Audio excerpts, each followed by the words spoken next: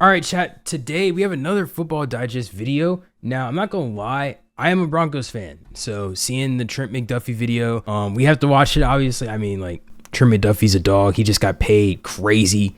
So you're not following Football Digest, go sub to him. And while you're subbing to him, might as well sub to me. Follow the Twitch StoryofMike with 2 eyes. I swear I'm live every single day on Twitch. Come through. We got sub incentives for the month of May, and yeah, so. Let's get into it. So this right here, this is now officially the highest paid cornerback in the National Football League. Now the numbers down there might look a bit extreme. Live every day. Did I lie? In his 4 years in the league, he's earned every single penny of this contract. 2-time All-Pro honors. Really, no matter what. His last video did that too. Arguably the best all-around coverage ability that you're gonna find. Alec Pierce is gonna go crazy next year. This dude, this is why I was mad, and I said it the last video, if you guys remember, a couple of days ago, when we talked about Kyler Murray. Like, it's kind of annoying. Like like Alec Pierce is somebody I wanted the Broncos to sign. Like, there's a lot of people that we just didn't like even attempt to sign. They even decided to one up themselves by signing his out wide running mate from Kansas City right alongside him. So now that begs the question, why did LA do this? To get better. LA's my favorite to win the Super Bowl next year. Top 5 defense in football without these two in the equation. The front line did the majority of the heavy lifting. And Chris Shula, yeah, I'm not gonna lie, they're gonna be a scary team. I will also say I was so certain it was gonna be Rams Broncos during the playoff run. It looked like it was about to be Rams Broncos this year. I think it's the same for the year we're going into, even though our draft was weak. Like, we have to do a lot more in tail end of free agency if we're gonna make the Super Bowl. I'm not gonna lie. And pick out a single Broncos fan. this defense. The Rams didn't just address it; they made it their X factor. Yep. 3rd and 14, starting the second. Brock Purdy. Purdy steps away from the heat, heaves it, and it's knocked away at the last moment. Insane, bro. McDuffie. This is a touchdown, but you're attacking the first team All-Pro. I'm glad he's not in my division no more. That's all I'm gonna say. Man, he's a good quarter, bro. So what exactly do I mean when I refer to this aspect of their defense as a weakness? Well, more so, I'm referring to their play style from last season. Yeah. Now, through and through, Chris Shula led this secondary to be a cover 3-based system. Most teams in the league operate in this manner. Yeah. And Los Angeles was no different in being right around the average mark in their use of this coverage. But what this team typically used aside from the foundation of their scheme is what I'm getting. Eagles fans, look away. That and who they had playing on the boundaries for them. Cover 3 was undeniably the 1A option. But not too far behind it was a heavy use specifically of cover 2. Ooh. 1st and 15. Jones heaves it for Pittman on the sideline. Intercepted by Cameron Curl. Done it again. His second pick of the day. Oh man, Cameron Curl and Trent McDuffie. Oh, that's gonna be nasty. To highlight and focus on the boundary corners in this round. Trent McDuffie. He's still on the Rams, right, Chad? Quite literally polar opposites of how the Rams have played in the secondary. Not just because of their technique when playing the position. Oh yeah, they got Jalen Watson too. But a ton of that difference we're talking about solely has to do with their alignment. That number on your screen, as insane as it is, somehow isn't a typo. 46%. Close quarters, enforcing tight windows in the pass game is what powered the engine for this Kansas City defense. Just look at the numbers side by side when you compare them to the Rams last year. You don't succeed, and you sure as They hell literally don't use press this style of twice as coverage much. if you're not comfortable with your personnel doing so. Watch Trent McDuffie going up against this 18-yard inbreaker from Brian Thomas over the middle of the field. Now, keep And he's just that pressing. route in mind off the snap, because the coverage call for the defense behind it looks like it could be cover 1 man. This is the NFL. This is in the backyard. This is the type of like coverage I would give somebody that I'm playing it in the back.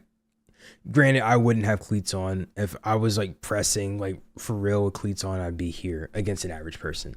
He's like 5 feet, like 3'6". He's like 8 feet away from this NFL not running back, wide receiver on an 18-yard route. Safety, currently sitting on the opposite hash, McDuffie is basically on his own island here. Yep.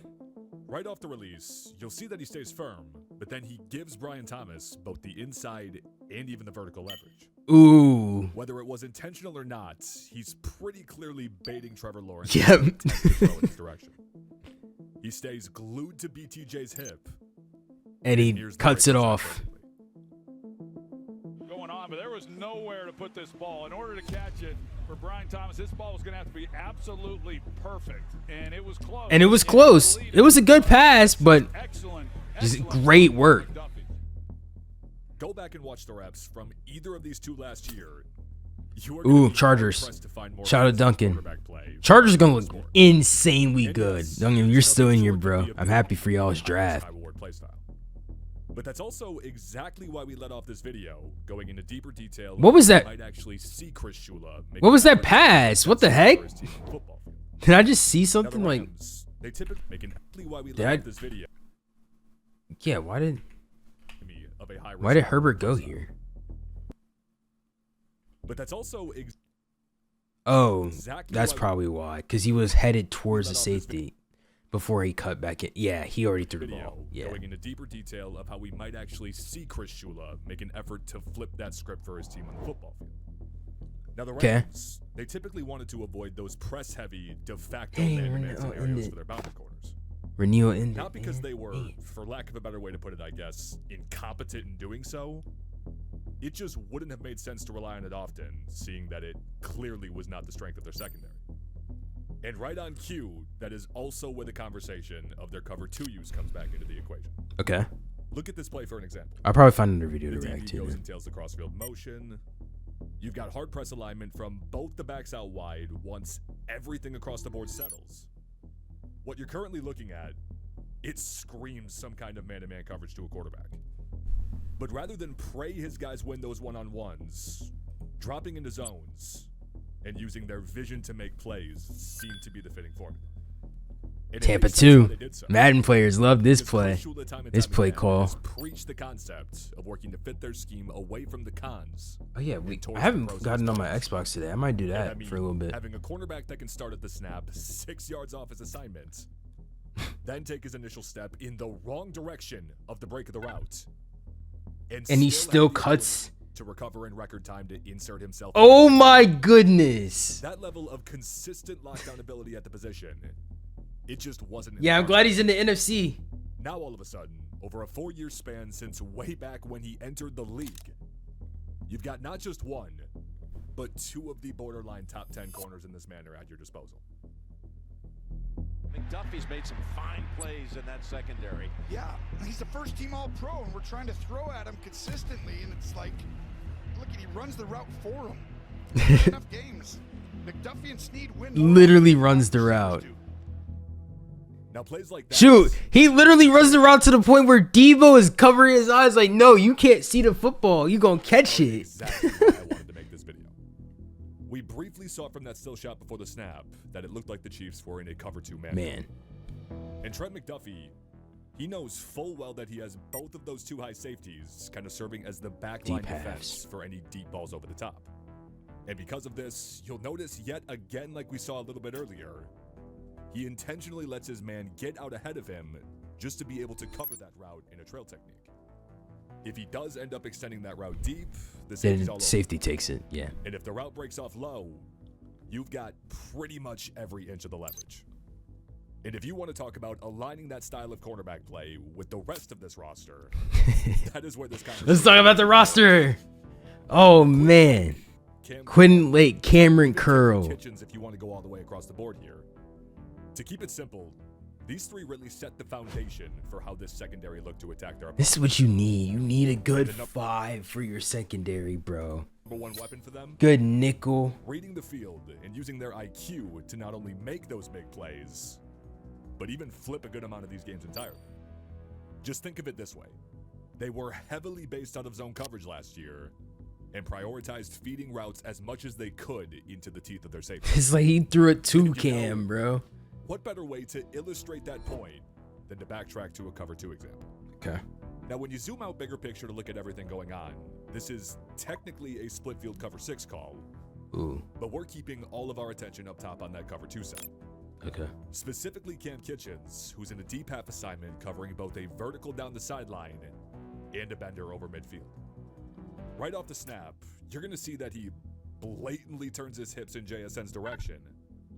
But you'll also notice that he didn't tunnel vision. Yep. He set the trap and kept his eyes on the quarterback. And he threw it. That's like a Madden interception, bro. Cameron Kitchens back to the 26. His second 2-interception game against Seattle in his 2 years in the league. Nice. Now, yet again. Ooh, does he take this? What a play like that has to do. I was about to say. Well, with 2 of the top lockdown corners, that extra safety layer in the coverage isn't always needed. Chris Shula showed us a fair amount of times over the course of last season that he's not one to shy away from throwing a wild card out there for a play call. He doesn't do so by volume, but he calculates these gambles to strike at the most unexpected time for an offense. And McDuffie and Watson, that's like a 20-yard sack. That kind of criteria like a glove. Like 15. And it's not only the fact that they're both extremely viable blitzers, but the numbers tell you that they're even 2 of the best tackling corners in all of football. Game on the line, you got to get a nice. $175 million for your top 2 corners. You can say that you see a ghost. But I would also. I'm glad I haven't seen a Broncos clip in here, man. I think Rams fans know how critical of an. How much? No, he's got time, bro. Why'd I say something, bro? Next to Stroud, tries to turn the corner, and he driven back by Jalen Watson. That may be the best form tackle I've seen in 10 years. Arms wrapped up. Lift him. He's lifted off the ground. Third and goal, they're going to run out of the gun. Swift, can he get to the edge? He hurdles. He's knocked out of the air by Quentin Lake. What a hit by Lake. As Cup Darius check. Williams went low. Lake goes high. It is 4th and goal. Now, the reason I touch on their similarities is because of how interchangeable everyone now is with their roles in the secondary. Yep. You don't trade what LA did and give up the kind of money we saw to a player like McDuffie without assuming the majority of his reps will be holding down the boundary for this defense. Yep. But that's also sure as hell not to say He said, get that out of here. Push him to the ground. The nickel. Because this Rams defense, Yep, nickel. They don't overwhelm to create their pressure. They do it by manipulating. And these 2 additions, they are make it even more of difficult. what's arguably Shula's top trade as a coordinator. Oh man, I'm scared for about the Jaguars for an example. NFC West is the best division right now, bro. They're better. Honestly, are the Cardinals bad enough to say the AFC West is better? Are the Cardinals bad enough to bring their division down? Because honestly, the other 3 teams in their division are Super Bowl contenders. Can't say the same about AFC West though. But like, I think the Raiders are better. Goodness, my fault. I think the Raiders are better, and I think that I don't know. I think the Raiders can do decent, but I think they're the worst team in our division. So like, I don't know. I think the NFC West is better just because of the peak. You have the Super Bowl champs and then the Super Bowl favorites. All out blitz on a first down. And then about 1, maybe 2 or so seconds off the snap, it is one of the most unhinged Tampa 2 drops you're ever going to see. But aside from everything on the back end we got going on, take a look up front to see how the pressure actually caused that chaos. Byron Young, Jared Young Verse as a lower level part of the coverage. Jared Verse, as he should, ends up drawing 2 in protection, and Quentin Lake gets a free rush because of it. The dominance this team showed. Look how fast the defensive tackle is. Look how fast Turner is. It was already head and shoulders above the majority of this league. What do you think's going to happen when these 2 enter into the scheme? Of what was going on. 2-yard press. 43 Hampton the back. Here they come. Watson chasing Herbert. Got him. What a play. Sack back to the 49. Losing 6. Jalen Watson comes up with his 2nd sack of the season on the fly off the edge. The defensive tackle dropped. Through some of their film over the years, there are countless examples. Ooh. Nah, he said he didn't want to throw it. He Big boy was about to get a pick. Time, like we've been mentioning, they also bring new coverage possibilities and skills to the table that this team has not had in a while. Well, that's, along with what they end up doing in the drafts, ultimately move the needle for this defense. Well, that's where I want to hear what you guys have to say about it. So please.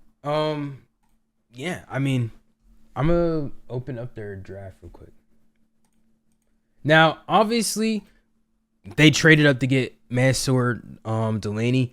I think this was a reach, even though like I've seen how good he is. I think it's a really good pick. I told Drop, insanely good pick. I think they just reached for him. Nobody was gonna go get him. But Delaney adds to that. Peter Woods, insanely good pick from them. That's gonna help their defense. This is the Chiefs who they're replacing, and then we're gonna look at the Rams. Mason Thomas, like they upgraded their defense because they let go of McDuffie. But then when you look at the Rams draft picks, when you look at the Rams, they didn't really focus on it too much. Like they went Ty Simpson, they got a tight end that wasn't really like a tight end I was thinking of, tackle, wide receiver, and then they got Tim Keenan. I'm not too familiar with him, but they went tackle, so they didn't get any corners. But one more thing we can check is their undrafted free agents. So let's check that. And I'm not gonna really show the Chiefs one again, but like, yeah, like every team does this where they just, they go sign a bunch of people. So, yeah, I'm excited to see everybody's team. I'm a Broncos fan, and I think, like the basketball mentality I've always had where I don't have a favorite team. It kind of just depends on who I'm talking to at that point. Like if I mention a certain player or whatever, but like, I think like football is nice. I like football. But yeah, it's always Broncos. That's the one team I'm always going to be, on. So I appreciate you guys watching this video, especially since, I wasn't really reacting to the video. We were kind of just doing whatever at the end, but follow the Twitch, StoryofMike with 2 eyes. Simple. It literally takes you 5 seconds in the description. While you're down there, sub to the channel, or you could do it from right here or click this video right here. See you.